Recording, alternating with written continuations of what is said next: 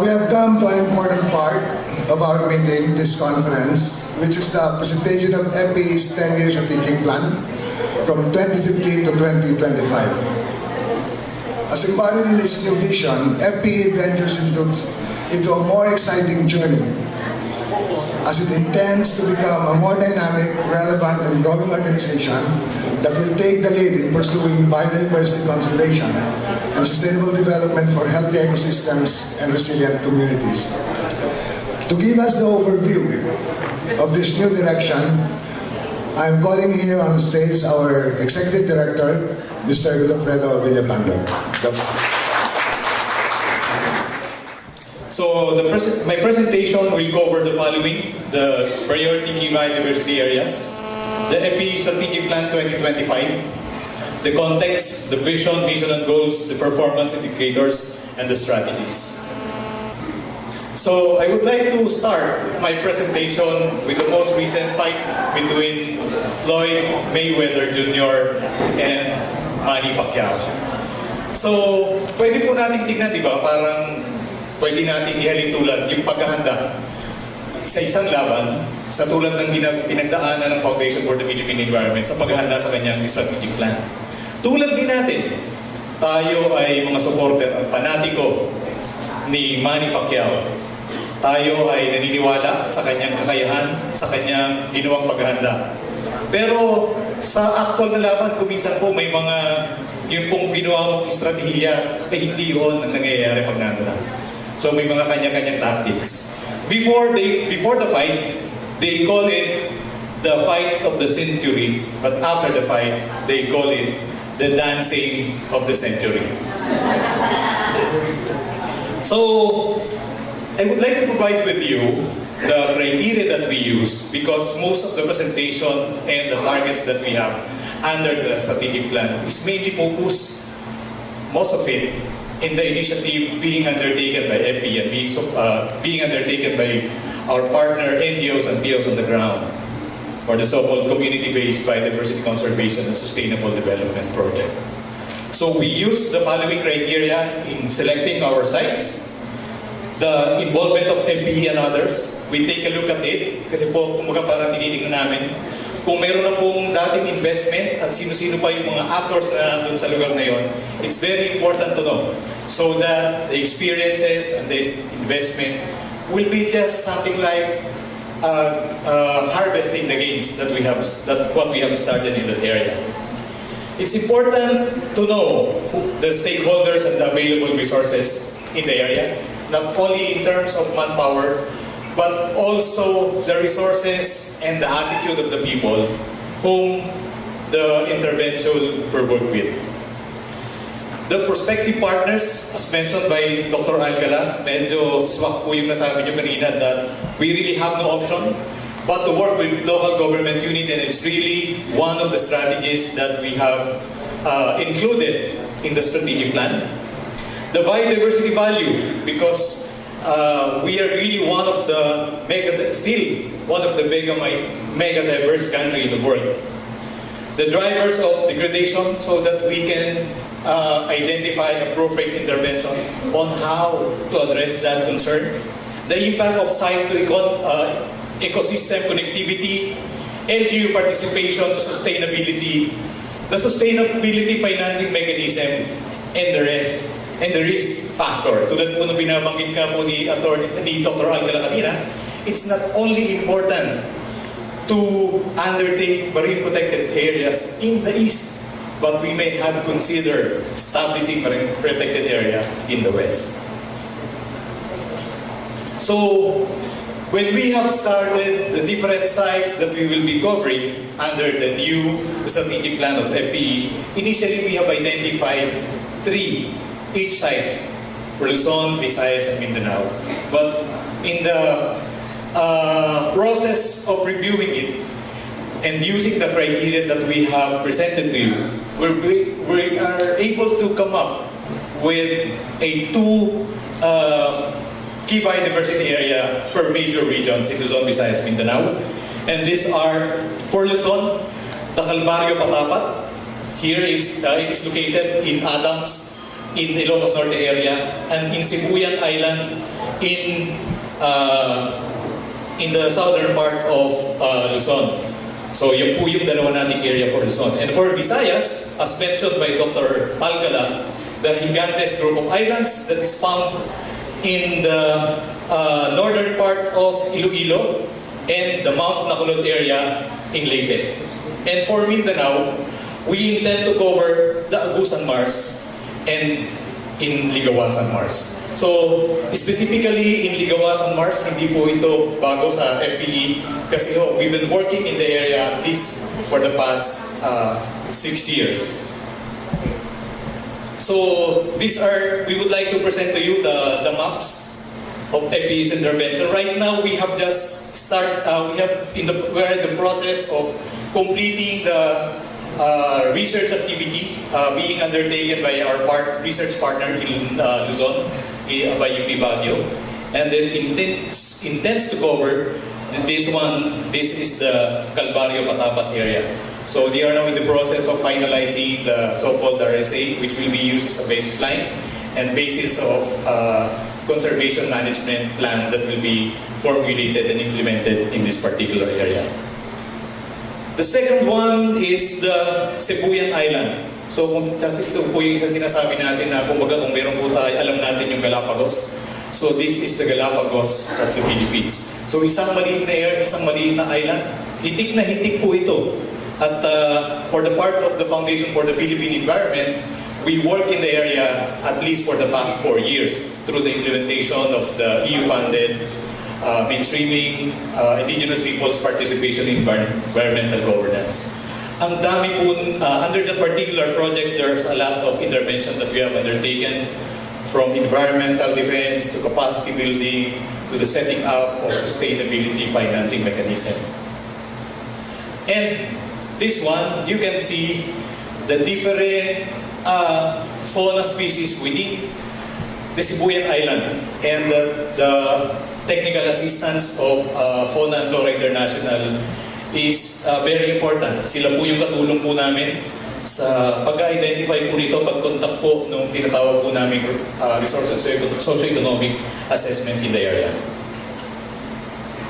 Pero kung titingnan po natin, sa dami po ng kanya makikita iba't ibang wildlife and biodiversity sa area, talaga pong hindi lamang ito siguro, I think it's a threat. Also in the other parts of the Philippines, the applications of mining in this particular area. So kung titingnan po ninyo itong may mapa na ito po yung tinatawag natin, ito po yung Mount Giting-Giting. But kita po natin yung overlap, ito po mga white na ito, halos sa palibot po niyan at may mga lugar pa nga po pumapasok na yung pong mining application sa lugar ng Giting-Giting area na isa pong natural park. So in the Visayas, hindi lang po mas malinaw ang ating pong mapa, but this is the area that we will undertake in Gigantes group of islands in Carles, Iloilo. And somewhere here is this one is Mount Nakulot in Leyte area. Hindi rin po tayo kumbaga bago rito. Kasi kung titignan po natin, bagamat may mga maliliit pong intervention before, we work with the Visayas State University and each partner in implementing the USAID-funded upscaling forest restoration in this particular area. Ito rin po ay isang research area na ginagalawan ng Fauna and Flora International, and this has a substantial investment also, this particular site, yung pong Mount Nakulot area, in terms of support from the GIZ and the ICCA project or DUCAP ng DNR BNB. So in Mindanao, these are the two areas that we intend to cover, the Agusan Marsh and the Ligawasan Marsh. If you look at the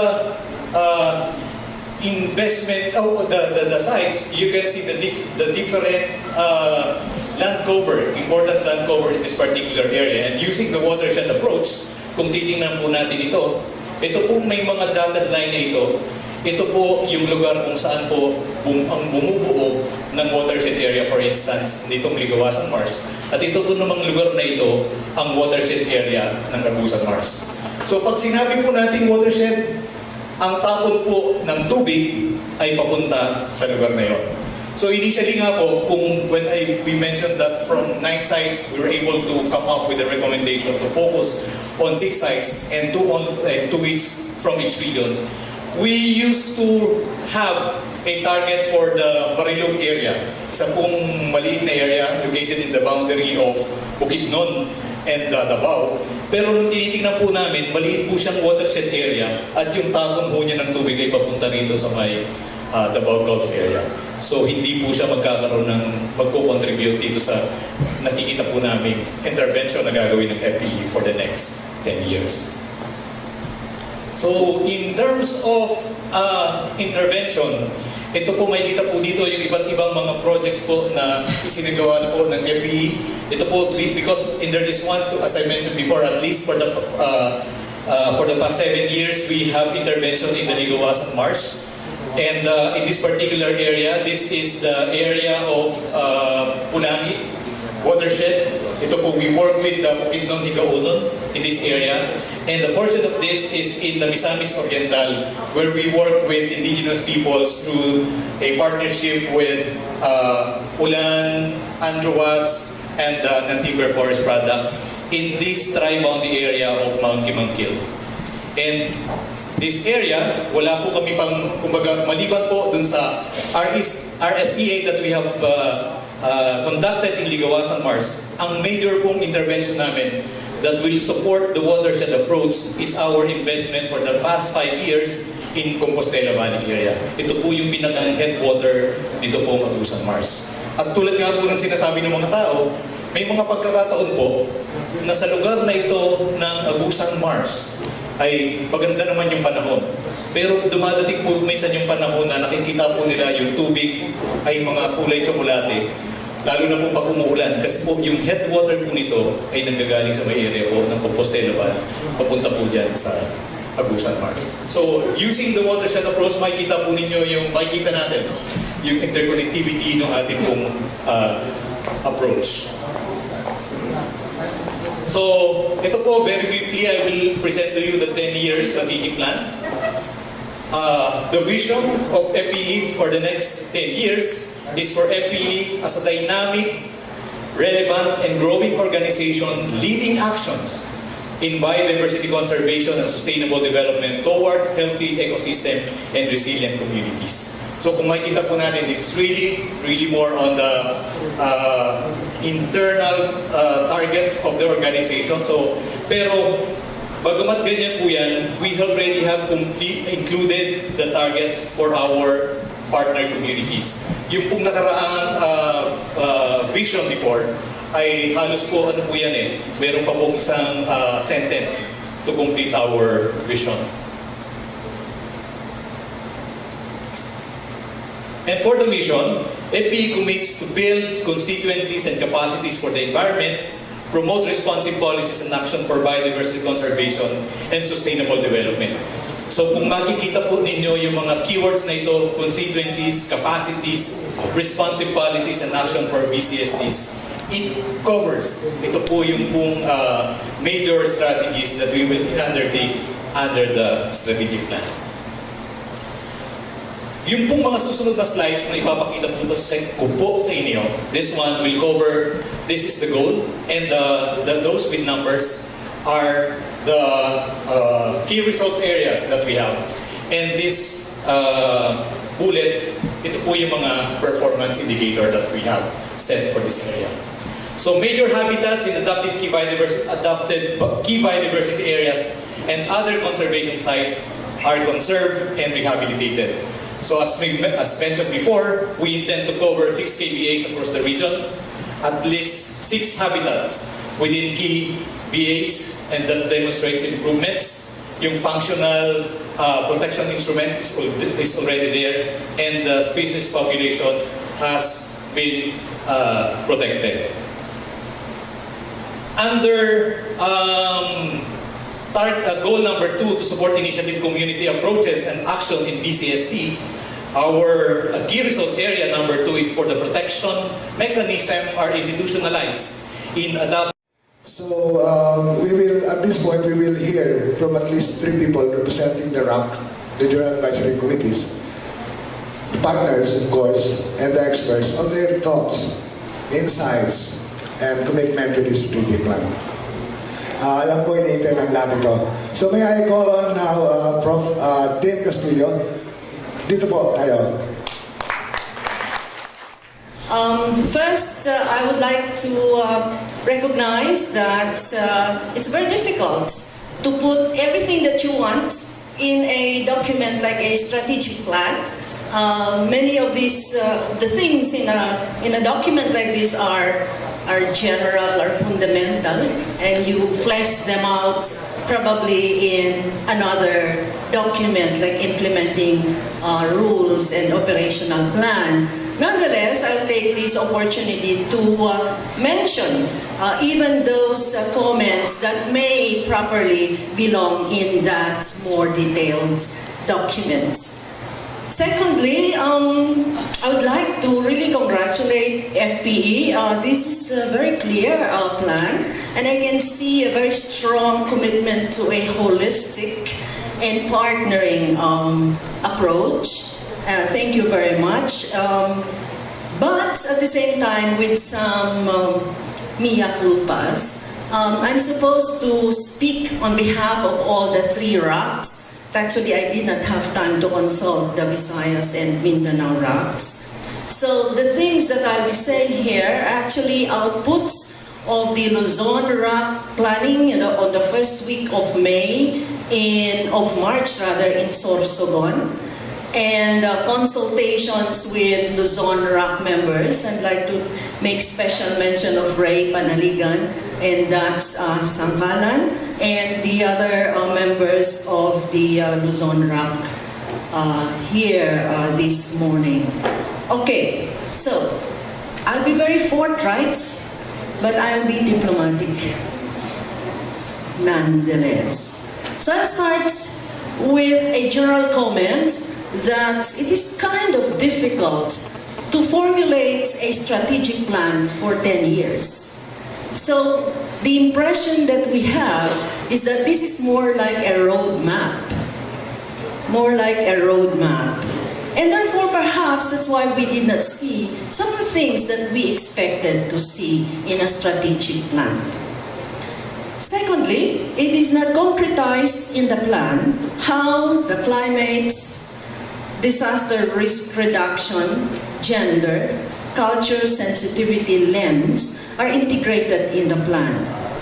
Although these are identified as cross-cutting issues at the bottom of the document, the plan itself doesn't reflect actions or integrations of the new normal in the desired PCSD advocacy.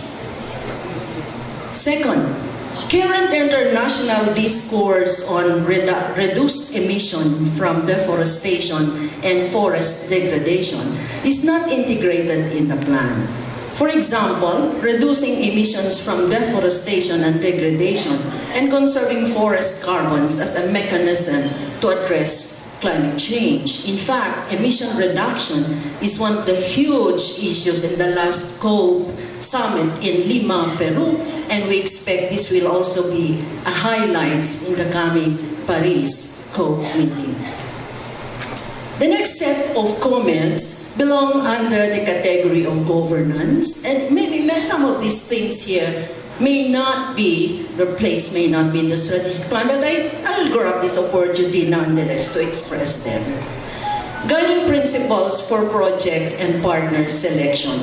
There is a need for clarity on the basis for selection of FPE projects, such as how these correspond to the NEA and the Regional Environmental Agenda.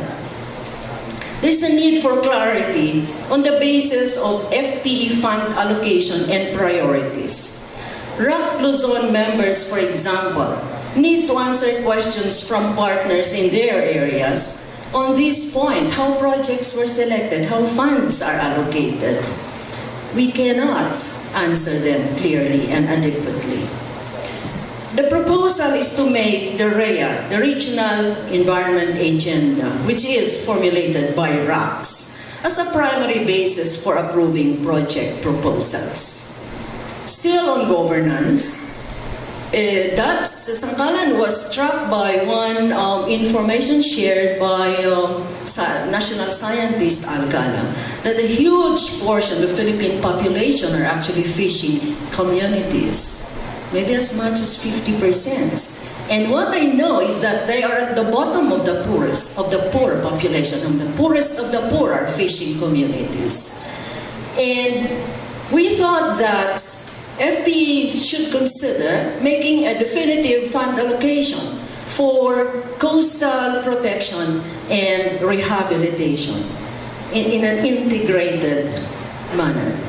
We realize, for example, that one of the key BA is Gigantes, but most of the islands in this country are small islands, not the huge island of Luzon or Mindanao, but huge, many islands. And many of these islands are peopled by fishing communities who are among the most vulnerable to climate change effects. We thought that, oh God, I have 2 minutes left. The transparency and downward accountability should be a basic operational principle. For example, in goals E and F, we thought that there should be a goal on transparent and accountable fund management. The plan doesn't reflect a clear strategy for strengthening partnership between FPE and the other partners, environmental groups, especially people's organizations. We thought that downward accountability should be a priority goal in the strategic plan. Goal B has no performance indicators on accountability to partners or partners to their communities and to the people. Goal C, the resiliency of communities is not in the performance indicators, but it is in the goal. And so many other details. Oh, we should have a holistic view, I think that's, but we thought that there should be clearer and more explicit statement on the use of human rights as a lens on justice and gender and climate justice. Vulnerable communities should not be viewed as beneficiaries or recipients of our projects, rather as our basic partners. There should be clear statements in the plan and goals and performance indicators that indicate community ownership of projects. I'm not looking at you, Rafi. Now, third main point is on the Regional Advisory Committee. We are thinking in general that RAC should have a greater role in the strategic plan. We cannot see our work. We spent a lot of time in Luzon RAC after planning in Sorsogon. Our members went back to their partners, to their communities to validate, to look, please look at our plan. What do you think? I mean, we spent time. We have committed to our work without honorarium at all. But our work, the REA, is not even considered in the strategic plan. What is the role? What is the place of REA in all this? We thought that RAC members, that RAC should have a greater role in project assessment and in project monitoring, project selection. We would like that the FPE furnish RAC with assessment outcomes of proposals and the monitoring of projects. I have skipped many items because, Rafi, you have been oppressive. Thank you very much.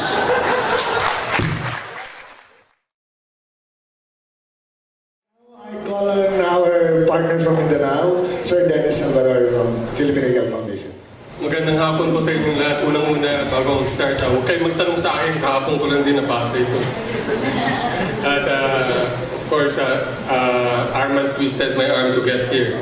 Anyway, maraming salamat sa opportunity. I am sure that many organizations, past and present, appreciate the role you played in the conservation of our country's natural resources. Aptly named the Philippine the foundation for Philippine environment, it continues to be one of the few and important windows for funding environmental causes today. Many of us CSO will continue to rely on you to help and enable us to sustain conservation actions on the ground and well into the future. FPE's action in the future will weigh heavily on the country's resources, the people who depend on it to survive, and certainly on many CSOs directly working with our people to save these resources. As a partner, I am honored to be able to say my 2 cents worth. But I also recognize that my insights may be quite limited to my own experience and sphere, and therefore not representative of the full range of partners that the FPE works with. 23 years ago, we celebrated the beginning of a funding organization dedicated to providing grants and address threats to the Philippine environment. These grants have helped organizations like us to pursue our mission, effectively complementing actions directed at saving, in our case, the great Philippine eagle. I find it confusing then to see FP's role shift towards being, quote, more proactive in building capacities of communities and so on, end quote. This language clearly implies direct action. Does this mean then that FPE will now take a role of an implementing organization? To my mind, this will effectively reduce FPE's capacity for grant making to CSOs. It may also inadvertently give the impression of having given up supporting and capacitating local NGOs in the areas that you've targeted. Granted that you'll do a better job at it, but at what price for local NGOs? Additionally, FPE could become competition for the very resources that we are aspiring for, such as grants from USAID, EU, etc. I would probably think long and hard on this one. On goal A, to support and initiate community actions and approaches in BCSD, I found myself subscribing to the idea of limiting and focusing resources on a few landscapes to achieve significant results. But then I also found this quite disturbing because ang outline basically is somewhat similar to our own. Parang implementing NGO talagang ang strategic plan. Anyway, himayin na lang natin for what it is. The plan clearly recognizes the improving natural and human assets as key to the success of BCSD goals. As this is aimed at protecting sites and improving livelihood, operationalizing this means that there should be substantial investment on both aspects. Currently, FPE tends to fund more environmental components with very limited allotted for economic activities.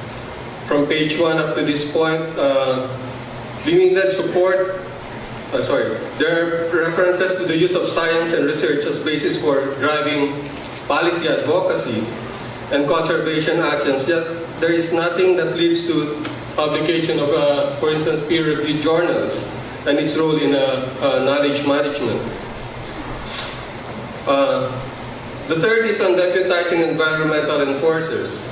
Alternative ways of deputizing local enforcers should be sought if you want community-based monitoring. As we know, many of the local stewards can even pass the minimum requirements of DNR deputation. Alternatively, we may have to look at even improving literacy among the communities we work with. And of course, work towards changing DNR rules. Capacity building of local champions should be professionalized. For example, community forest guards can become local champions of BCSD. The trend in education and capacity building now is that short-term trainings can be used to boost qualification. A nationally issued certificate of competency can help professionalize important environment jobs. Since local stewards also have these competencies, they should be compensated properly for this. Lapit na rapid. On goals B and D, I make this very quick. I'm just wondering why there's very little effort more at exploring the traditional debt swaps or exploring new and innovative financing schemes with multilateral agencies, or even tapping Filipinos abroad, since you clearly have the resources to do it. I appreciate FPE's investments and continuing work to further national policies in behalf of the environment. These certainly are needed. However, I fail to see serious actions on enforcement despite it being mentioned several times in the document. I don't see why, for instance, Bobby Chan's pioneering work isn't piloted in other areas. On goal C, perhaps getting publicity itself for FPE is maybe not as important as the causes, projects, and policies it supports and espouses. FPE does not need to be popular. It already is known, especially to the many organizations and communities it works with. It could, however, possibly explore investing on investigative journalism and reporting to report crimes against nature, or even get international exposure to get the attention of philanthropists. Finally, on goal, it took to me to have been done very quickly and probably should be rewarded. On the whole, I appreciate FPE's effort at redefining itself. I believe, however, that FPE already has the constituency, reputation, and resources at its disposal to take itself to the next level. You have the potential to be much, much more. For me, being an implementing agency or actor just isn't it. Let's ask ourselves, what's the reason for being? And it is to strengthen the NGO community and to help them to be able to get things done on the ground. Thanks.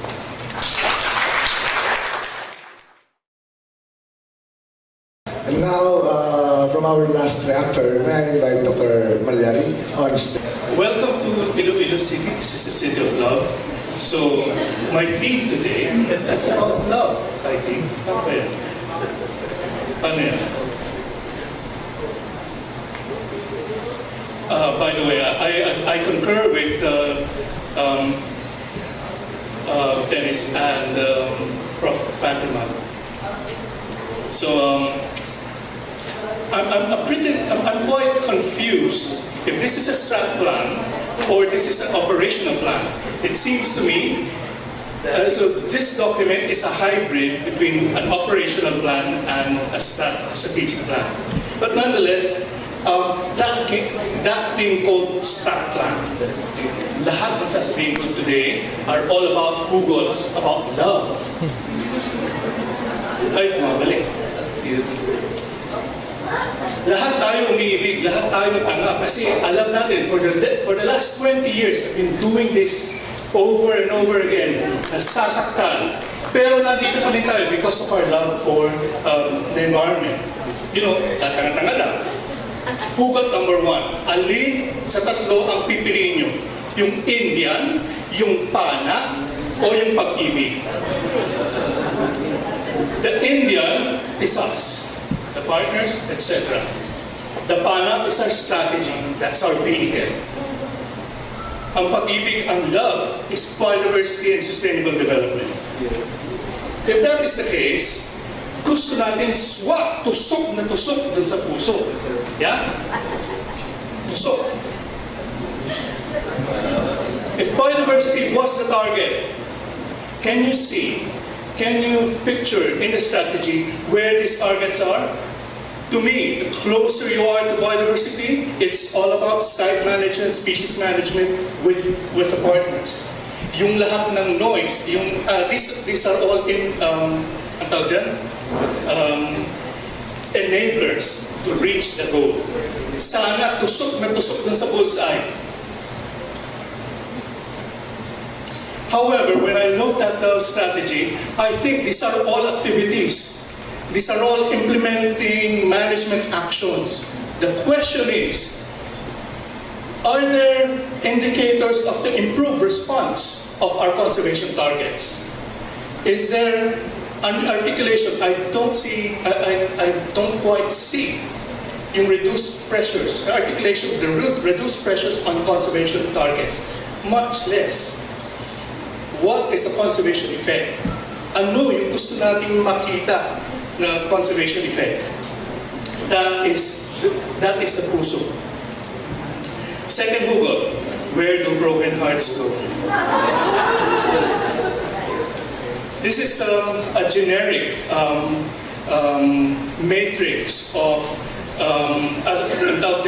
increasing degradation and time and disturbance intensity. As you move across these thresholds, pababa yung functioning ng ecosystem. There's no mention in this strategy. What is the state of the ecosystem and where are we going? I think that this needs to be articulated more. I think when we look at state pressure response, the dream is that from state, we identify the pressure, we identify responses to this pressure, and dalawang klase, hindi ka kailangan bumalik sa state 1. We would have to agree and dream about a state 2. Kung business as usual, decline pa rin yan. Ibig sabihin, wala tayong binatbat, wala tayong effect. The dream is, we achieve state 2. That we achieve a better state, better environment, better ecosystem. But it seems that the strategy doesn't seem to articulate that quite vividly. So, I think we really need more time to juxtaposition all of our site priorities. Saan ba yung site na yan? Sibuyan ba nandito for us to bring this state in Sibuyan to a better state? What needs to be done? Who needs to be involved? What is the sort of level of involvement of communities and our principals in this reversal of this from degraded to more functioning ecosystem? Yun yung gusto natin Hindi one glove fits all. Kailangan specific, targeted, at hindi generic. Nakita ko yung strategies. My friends, strategies, yan po yung nagbibigay ng katanyahan ng isang organisasyon. Ngayon lang po ako nakakita ng strategies, mas generic pa. Pag tinakpan mo, kahit yan pwedeng gawin ng Glaxo, pwedeng gawin niya ng mining company. Are we better than a mining company? I hope so. Hugot number 3, kung mahal mo, ipaglaban mo. Hanggang kaya mo, huwag kang bibitaw. But my friends, for the last 20 years, we've seen Sibuyan Island, and we've seen that it has lost forest. Medyo maliit lang. 251 hectares of forest have been lost. Ang problema mo, lahat ng gubat na from old growth, nawala, yung second growth nawala, lahat lumipat sa cultivation. Nasaan ba yun?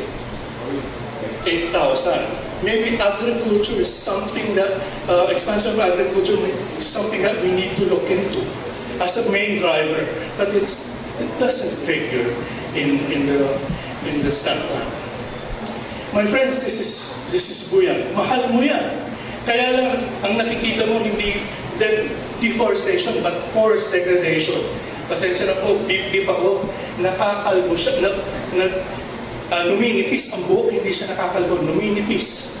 And this is, I think, cause for concern. Protected area, it has received at least $20 million over the last 2 decades. But are we making a dent? I think not.